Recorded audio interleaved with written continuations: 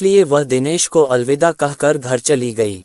दिनेश को वह लड़की उसी गांव की ही है, यह तो पता चल चुका था, पर वो कहाँ रहती है और वह उससे फिर कब मिलकर अपने दिल की बात बता सकता है, यह उसे अभी खुद पता करना था। उस रात मेले से लौटा हुआ दिनेश हमेशा की तरह चुप और गंभीर स्वभाव वाला दिनेश नहीं रहा था। वह अब बदल गया था। उसे रात भर नींद नहीं आ रही थी। वह करवट बदल बदल कर लक्ष्मी के साथ बात किए हुए वह सुनहरे लम्हे याद कर रहा था।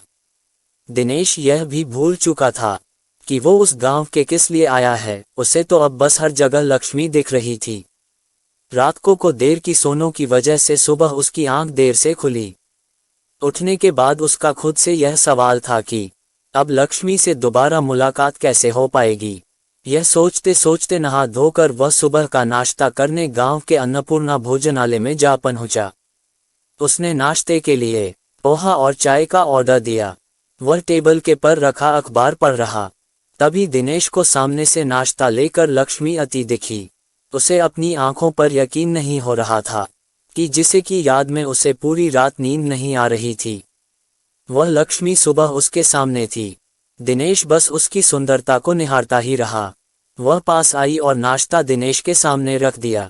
दिनेश बोला, लक्ष्मी तुम यहाँ? वह बोली, यह भोजनालय मेरे पिताजी का है। उसके आगे दिनेश कुछ बोल पाता इससे पहले ही लक्ष्मी अपनी सुंदर जुल्फें लहराते हुए वहां से चली गई।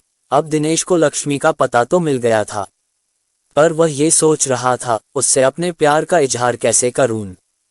तब तक भोजनालय में सुबह के नाश्ते के लिए लोगों की भीड़ लगने लगी थी। दिनेश अपना नाश्ता खत्म करके कुछ ही देर में वहां से चला गया। चलते चलते उसे याद आया कि मेला खत्म होने में अभी 2 दिन बाकी है। शायद मेले में लक्ष्मी आज फिर से मिल जाए तो वही वो उससे अपनी मोहब्बत का इजहार कर सकता है। लक्ष्मी को मिलने के लिए बेकरार दिनेश की दोपहर बड़ी बेचैनी में गुजरी। शाम होते ही समय से पहले तैयार होकर वह मेले में उसी जगह जाकर बैठ गया जिस जगह वह लक्ष्मी से पहली बार मिला था। उसे इस बात का डर सता रहा था कि आज लक्ष्मी आएगी कि नहीं आएगी। दिनेश अब सिर्फ ऊपर वाले के भरोसे था। पर कहते हैं ना, अगर आपका प्यार सच्चा है तो वह किसी न किसी बहाने आपकी तरफ खींचा चला आता है। उसी रह कुछ देर इंतजार करने के बाद लक्ष्मी उसी ठेले पर पानीपुरी खाने आ ही गई।